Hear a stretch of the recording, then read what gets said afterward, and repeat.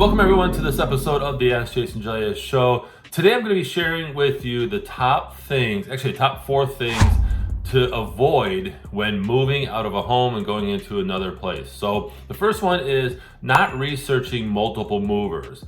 You may have gotten a referral to a moving company, and that's actually great, but you want to research at least 2 moving companies and get a feel for pricing and their services that they offer. The second one is not creating an inventory list. Create a list of inventory, of furniture you have, of certain things you have that are valuable. Make sure that you are creating a solid inventory list so that you can reference that in your new place. The third one is not packing a first night bag. You want to make sure that you have a first night bag as if you're going to a hotel, because you're going to have a lot of stuff being moved, whether you do it yourself or you have a moving company do it.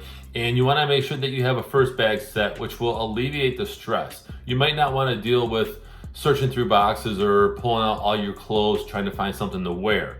You might want to just get into your new place, everything's there, but you have a first night bag that you can access with basic things, right? Your toothbrush, your grooming stuff, shampoo, conditioner, all that fun stuff, again, as if you're going to a hotel for a night.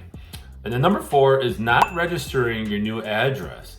You want to make sure that you register your new address with the post office, I would say a week or 2 before you actually move, because it can take time for the mail to switch over. So you want to make sure that you consult with the post office, ask them, hey, when should I register my new address? And they'll actually give you a better timeline as far as how soon you should do it before you move. But you want to do it before you move.